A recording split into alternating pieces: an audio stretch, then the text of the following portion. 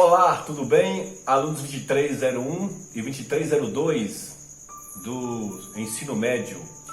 Eu estou aqui um pouco para falar sobre história e o tema nosso de hoje é renascimento. Renascer é bom, né? Quem não gosta de renascer? Se todos nós fossemos uma fênix, né? Conhece a fênix? Pois é.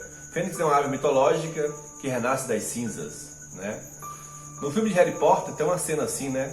Que ele chega lá no professor dele e sem querer ele acaba tocando na ave e a ave vira cinza. Ele diz, não se preocupe, ela vai renascer, e ela renasce, né?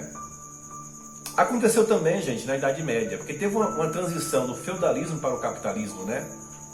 E não foi só de questão econômica e da mudança do feudalismo para o capitalismo. Teve também essa questão no campo das ideias, da tecnologia, né, das artes, e aí enquadra o Renascimento. Mas por que chama Renascimento? Tem uma ideia de que a Idade Média é muito cheia de guerras, é muito cheia de doenças, de peste, né, de violência, de enchentes, de frios, né, e da religião colocando medo e colocando a ideia de pecado o tempo todo, né, aqueles mosteiros frios, né, misteriosos, né, a ideia de Santa Inquisição, de tribunais, né, tudo isso presente na cultura daquela época. E também não dava vazão para o conhecimento do homem, né, era Deus o centro de tudo, né, então o homem não podia ter sua individualidade sensível, né, para mudar suas ideias, né. Então é chamada Idade das Trevas, né? E o Renascimento queria recuperar o frescor, a claridade, a brancura, né? A arquitetura, a matemática, a linha racional da cultura grego-romana, né? Da antiguidade, né? Greco-romana, né? Da antiguidade, né? Então tudo isso era necessidade. E dentro do ambiente, né? Você tem que ver que as cidades surgiu muito forte na Itália, né? Na ideia de Gênova, Veneza e Florença, tinha grandes homens ricos chamados mecenas, né? E eles ajudaram muito a transformar o Renascimento num grande movimento, né? Então, na pintura, na literatura, na ciência, por exemplo, Nicolau Copérnico, Galileu Galilei, Giordano Bruno, né? Que é o nome da igreja, mas também foi morto porque acreditava na teoria heliocêntrica, né? Porque a igreja não acreditava nisso, a igreja acreditava que a Terra era o centro do universo, né? E descobriu que nem o Sol é o centro do universo, né? Então, mas ele era da Via Láctea. Na verdade, a Terra que gira em torno do Sol, né? E não o Sol em torno da Terra, né? Quer dizer, a teoria heliocêntrica de Nicolau Copérnico, cientista polonês. Então tudo isso mudou, abalou, né? A questão de tentar romper um pouco essa tradição medieval de só orar na fé, que tudo é vontade de Deus, né? As pestes, as pragas, tudo era vontade de Deus. E esse movimento ele foi muito bom, né? Porque ele queria exercer a capacidade de questionar o mundo. O homem simplesmente daria vazão ao dom concedido por Deus, né? Que é o neoplatonismo, né? Quer dizer, a ideia de Platão de que o homem ele podia ser concedido por Deus o talento dele, né? Então, as ações humanas, o privilégio dado às ações humanas ao humanismo. Então, a reposição dos traços fortes humanos, né? O naturalismo, né? Você pode ver que existiam muitas figuras nuas, né? Seios. Davi, por exemplo, de Miguel Ângelo, está nu, né? Você pode ver, né? Tanta perfeição milimétrica, matemática, dos contornos da obra, mas também é um personagem nu, né? Quanto a Afrodite, né? Imagina quantas esculturas nuas não tinha no Renascimento, né?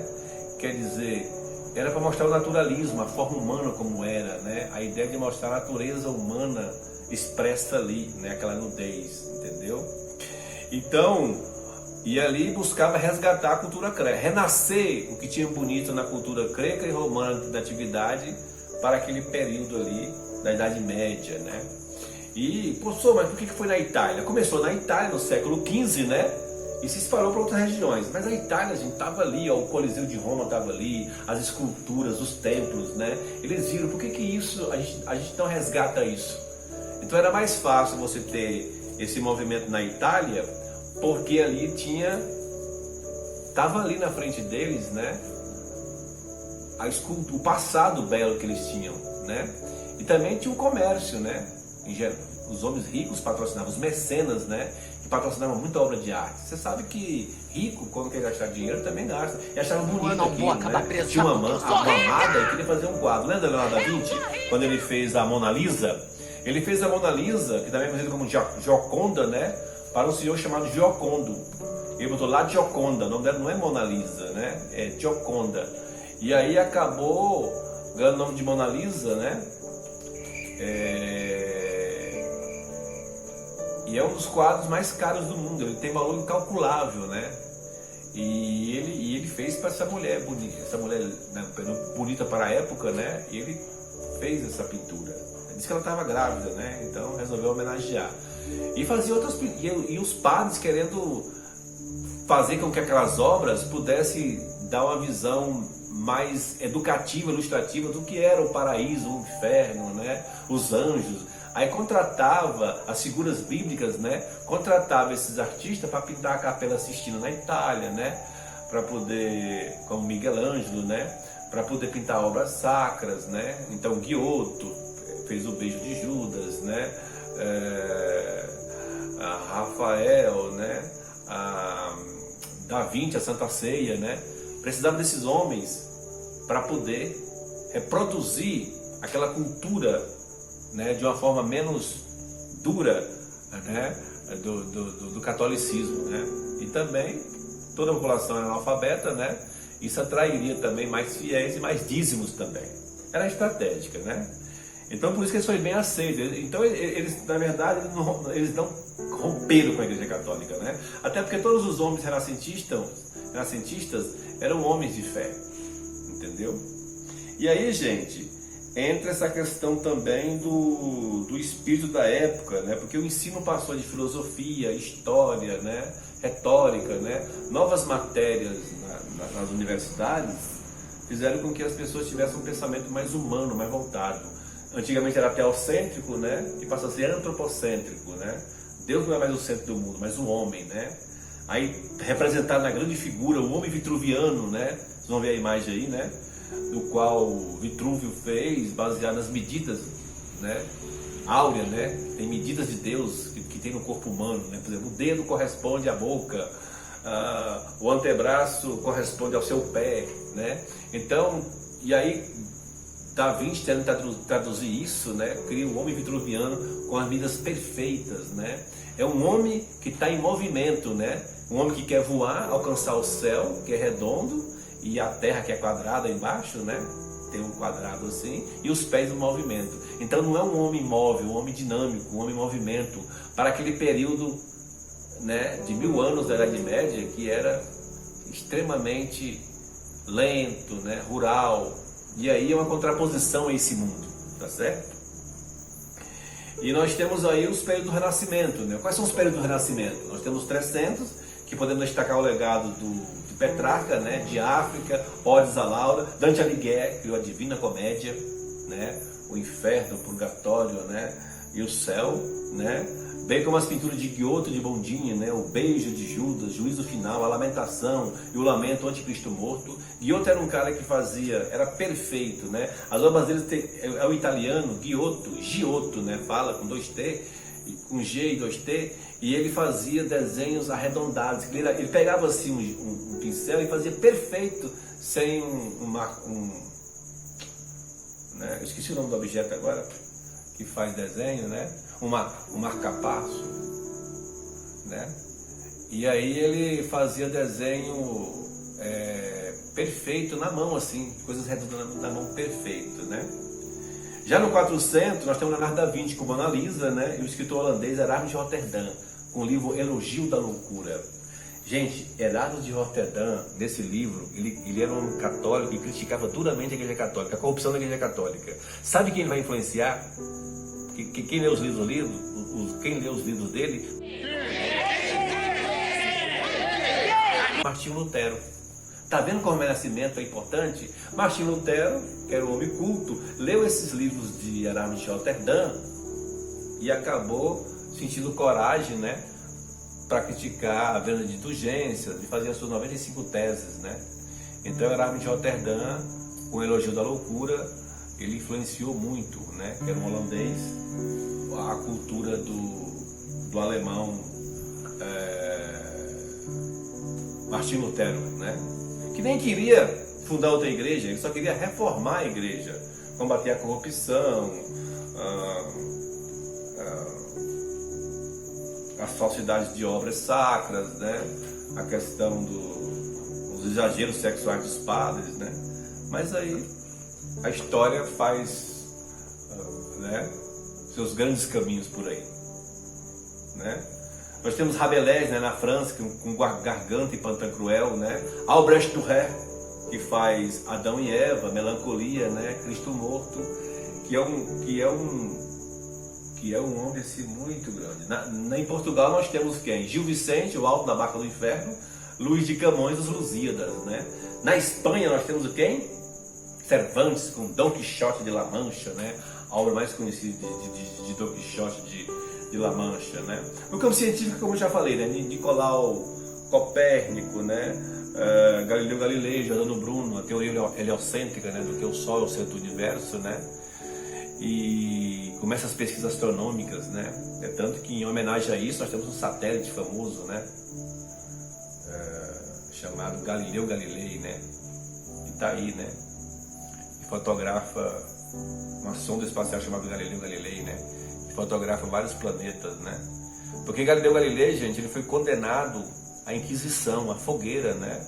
Se ele dissesse que a Terra era redonda, né? Até hoje tem gente que acredita que a Terra é plana, né? Imagina naquela época. E aí ele teve que negar, mas ele falou, né? Mas por si só móvel.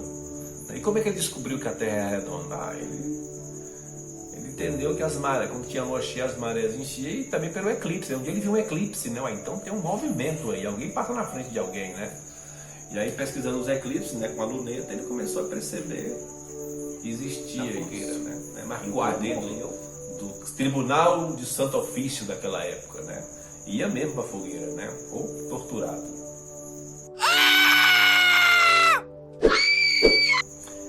Então, gente, o Renascimento suscitou valores e questões que se fizeram presente em outros movimentos concebidos ao longo da história, né?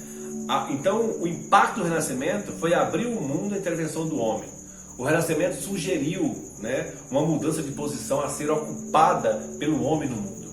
Isso foi muito importante, né? E eu fico imaginando como é que Deus reuniu tanto talento ao mesmo tempo. Porque Shakespeare, com Romeu e Julieta, Hamlet, né? O Mercador de Veneza, tudo, e outras obras-primas, né? Ele fez aonde? Fez na Inglaterra, né? Cervantes na Espanha, Rabelais na França, com Garganta e Pantagruel. Depois nós temos o quem? O Camões, que é um livro bonito, os Lusíadas, né? Em Portugal, né? Sem contar as pinturas, né? As obras literárias e tudo, política, né? Maquiavel, na Itália. Então parece que Deus que dá um presente para a Idade Média, assim. Eu tô cansado dessa chatice de vocês aí, vou mandar uns gênios aí. Porque é incrível como tanta gente reuniu nesse período, né? Aí você pergunta, mas o que contribuiu, né, para isso? Uma produção artística em quantidade e qualidade, porque tinha uma coisa, um fenômeno chamado a invenção da imprensa. Tudo era manuscrito, né? Copista, né? Os copistas no mosteiro, né? Quem vê o filme O Nome da Rosa, tem um trecho lá do filme O Nome da Rosa que as pessoas ficam copiando, né? Os copistas, as grandes obras eram copiadas e deixadas lá. Ninguém podia saber que existiam essas obras, né? Principalmente de filosofia. Então João Gutenberg criou a imprensa móvel, né? Com metais, né? E aí as ideias, uma imprensa igual a Xerox, né? A rapidez da impressão de documento e a divulgação pelo mundo, né? Então espalhou as ideias rapidamente, né? Então a Europa toda ficou culta, né? A ação dos mecenas, como eu falei, homens ricos, né? Poderosos que financiavam, inclusive os papas também financiavam os artistas, né? Temos também aí, gente, a questão de que era a sede do Império Romano a Itália, né? Então, estava ali a escultura, a influência ali, né? Temos também a fuga dos sábios de Bizâncio, né? Porque quando Constantinopla caiu, gente, o que tinha de sábio, gregos, que estavam em Bizâncio, em Constantinopla lá, esses homens trouxeram toda a cultura da filosofia grega, né, para a Itália, né? Quer dizer, levando consigo muitos elementos da cultura clássica preservados em Bizâncio, né? Que é a capital da Turquia, né? Que hoje é Ankara, né? Ou Istambul, que muda tanto de nome a cidade a capital da Turquia, que você não sabe se é Ankara, se é Istambul ou Bizâncio, né? Então, gente, e o comércio marinho, né? Houve um comércio marinho, né? Ali no mar Mediterrâneo. Então isso influenciou, porque se não fosse a riqueza da época, toda a cultura artística, gente, tem que estar ligada ao movimento econômico, né? Para fomentar a cultura, né? Porque quando tem, igual aqui no Brasil, você lembra da borracha? No meio da floresta amazônica tem um teatro maravilhoso, né? No meio da floresta amazônica. Ele é todo coberto de escama de peixe, lá porque tinha muito peixe, né? Porque era o quê? Circo da borracha no Brasil, né? E aí criou porque a elite queria ir, né? Os homens fazendeiros, as mulheres chiques, agradar, né? Trazia compositor para poder ter os seus eventos também, né? Tirar uma cultura europeia, então levava para isso, né? Teatro, pianos, né? Concertos, né? Então tudo isso é importante. Aonde há desenvolvimento econômico, existe uma cultura elevada, né, na história. Gente, em resumo, o Renascimento é isso. Aí tem as grandes obras que eu falei, né, os grandes sábios, né, do Renascimento, e é um assunto que a gente precisa continuar debatendo em aula, né. Vocês receberam aí vão receber o nosso material escrito, né, nossa apostila com algumas questões, né, e esclareçam dúvidas comigo, né, sobre essa aula. Muito obrigado e até uma próxima aula.